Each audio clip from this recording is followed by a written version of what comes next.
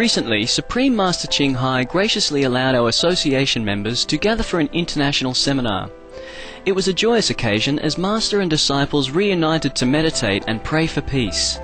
During her visit to meet with our association members, Supreme Master Ching Hai also spoke of the teachings of past masters and answered the spiritual questions of fellow initiates. Throughout the ages, compassionate enlightened masters have urged people to surrender to the greater universal power by seeking the divine within, from which all other goodness and happiness follow. This message was echoed again in Supreme Master Ching Hai's discussion with the theme Dhyana Paramita, the great practice of meditation, with our association members during the international gathering on January 9, 2009.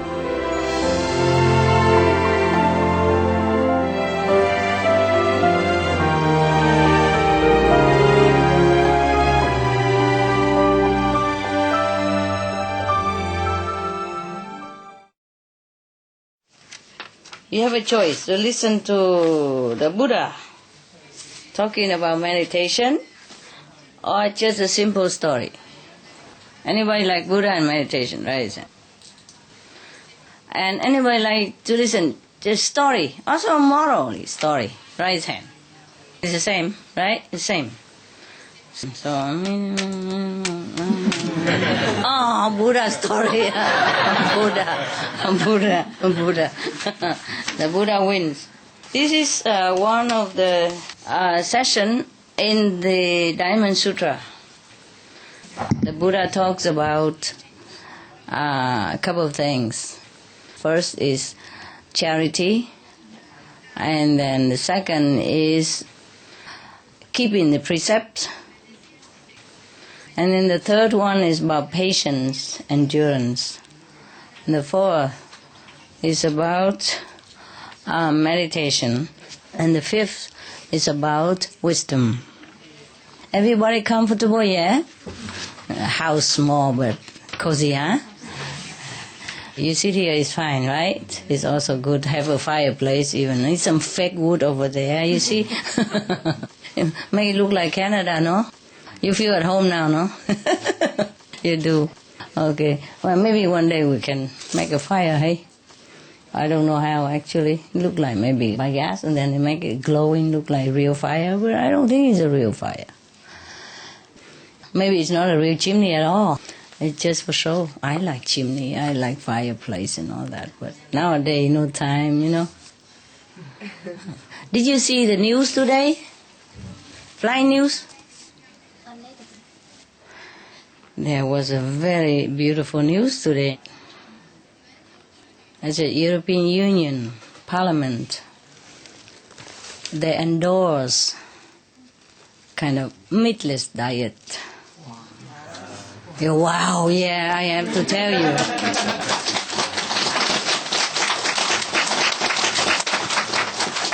They had a meeting, and it's something like they have agree, you know, according to all the evidence, that less meat is to cut the methane, to cut the pollution and to halt climate change. So they're going to reconsider the subsidies for the meat industry. Before, they always give the subsidies to meat industry. You know that, don't you? Otherwise, the hamburger, instead of $1, it would cost $30 or something like that. Yes! All your tax money going to that hamburger or beef burger. That's why it's so cheap. Don't you ever wonder why it's so cheap?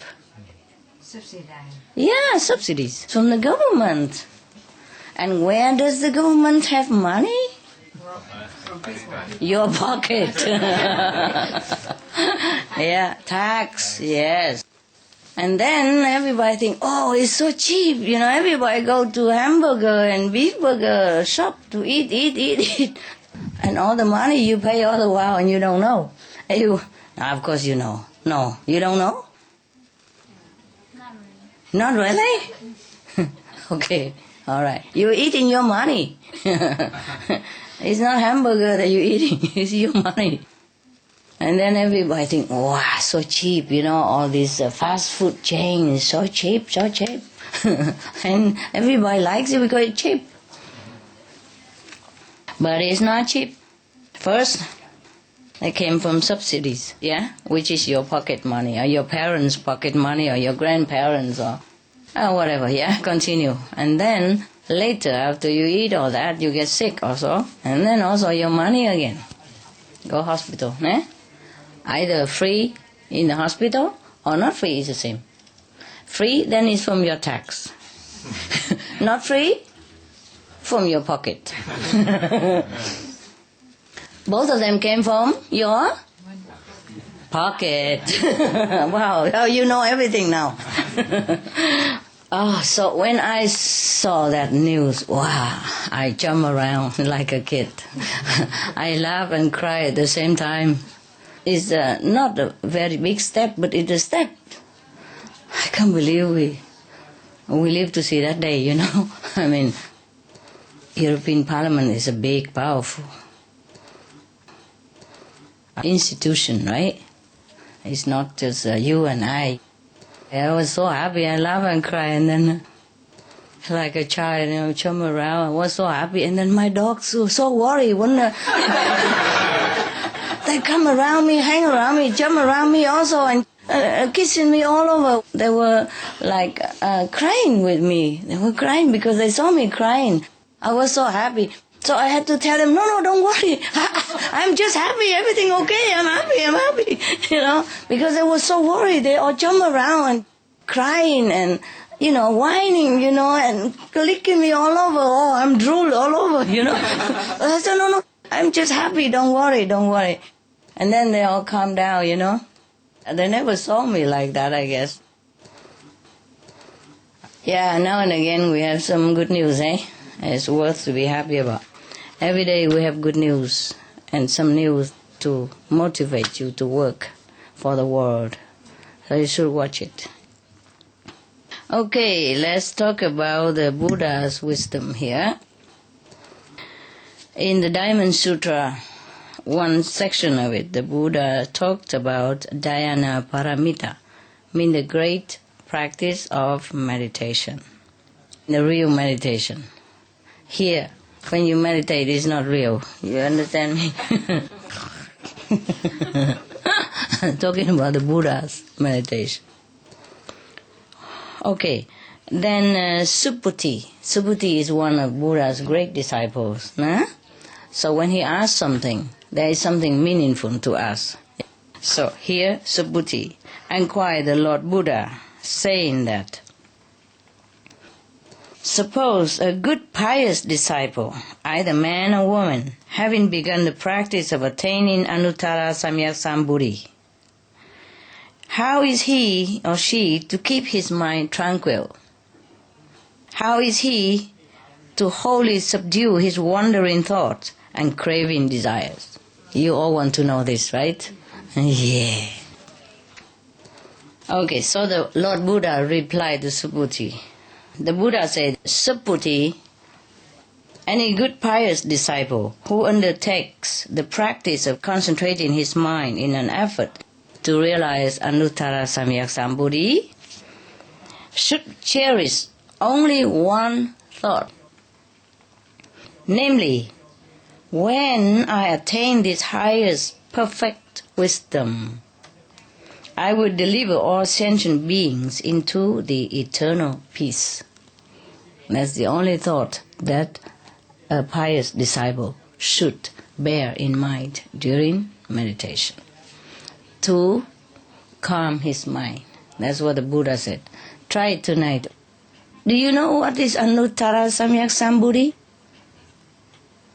That's the highest perfection, the highest Buddha nature, Anuttara, supreme. Samyak Sambodhi is the highest Buddha nature, God Almighty, the highest wisdom. Now when we meditate, when we undertake the concentration of the mind, we should bear in mind only one thought. That is, when I attain this highest perfect wisdom, I will deliver all sentient beings into the eternal peace of Nirvana. eternal peace of nirvana, paradise, the highest paradise. Okay, now, can we do that? Do you have this thought in your mind when you meditate? No? What do you have? Just thinking like daily thoughts. Daily thought. Yeah. How about you? Yeah, pretty much the same. Very much. Huh? Same? Who has the same like her? Raise hand. Yes, okay. I understand. No, I don't mean like when your mind wander around, which it does. What I mean is your motive, your motivation of practice meditation is to help sentient beings, no? To help everybody else, no? At least to help yourself, to help your 9 generations, 5 generations, yeah? But better still, to help the whole human beings, the whole sentient beings, and non-sentient beings even. Nowadays, environment protection also, yeah? But in the Buddha's time, he also already mentioned that we have to protect the environment. Okay, so if we, a practitioner, can cherish this very high ideal, like, okay, I practice so that I can deliver all sentient beings, then it would be great. Then even though you have not known the whole Buddha nature, you already have a Buddha attitude. Just like a prince, he was still young. His father is still on the throne. But he must know that one day he's going to succeed his father, sit on that throne, and take care of the whole nation. He must know that already. He must have this motive in his mind.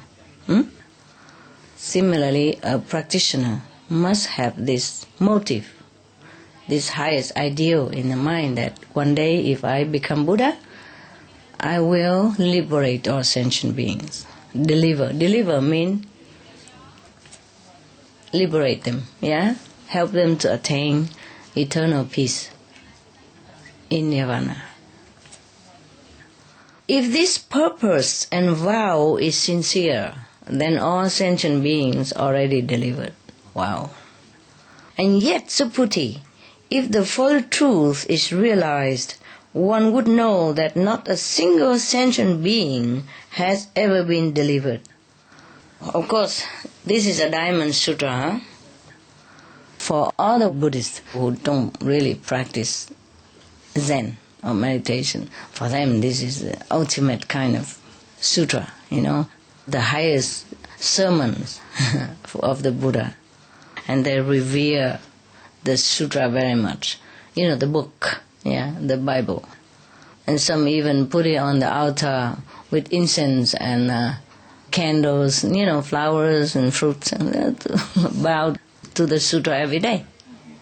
And the Buddha say that if your purpose and vow, like to vow to deliver sentient beings, and your purpose and your vow is sincere, you're truly honest with your vow, truly want to deliver all sentient beings, then all sentient beings already been delivered just by your sincere motive and intention.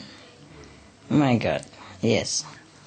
But then, he said, if the full truth is realized, then that person, the practitioner, would know that there's no sentient being has been delivered. The Buddha asked, and why is that? Subhuti, because if the Bodhisattva Mahasattvas have kept in mind any such arbitrary conception as one's own self, other selves, living beings, or universal self, they could not be called Bodhisattva Mahasattvas. Yeah. And what does it mean, Subhuti? It means that there are no sentient beings to be delivered? And there is no selfhood that can begin the practice of seeking to attain Anuttara Samyak Sambodhi. Do you really understand what he's saying? Any of you understand? No? Okay. Suppose the Australian who guys came here to die. But he said, no, he didn't come here to die. So he came here to live then. Okay, now, suppose this mite here has attained Anuttara Samyak Sambodhi, means the highest perception of Buddhahood. Then maybe some trust him and, get some initiation from him. And then they were sitting there and seeing him with his manifestation, Buddha body and all that, and seeing the Australian mate, taking him to the Buddha's land and visiting this and that and others. At the same time, do you think this Australian Buddha would think the same way like his disciple do? Yes or no? Okay, you got a little bit. But why no? Is he dead or deaf or blind, dumb, something? Why didn't he know what his disciples know? Tell me, anybody know? Because he knows that the disciple can be enlightened by himself or themselves. And the disciple thinks is he that enlightened them. No. It's not that. No. Okay. You understand something, but it's not that, of course. It's not that. What it means is that when you have attained Buddhahood, you have no more ego like the way we have in the human life. You see what I mean? Like, okay, I do this, I do that. Yes? I enlighten him, I enlighten her. But when you have become Buddha, you don't have this I anymore. Yes? So you don't have any registration office. It's like in center here we have a registration office. Everybody come, and put their name on and say, okay, I have come today, I go tomorrow. So in the Buddha's mind, there's no sentient beings come and go through the wavelength of his existence. Even if they come and go, he is one with all of them. That's why he can suffer with them and they can be happy with them. But nevertheless, it doesn't have him and doesn't have them.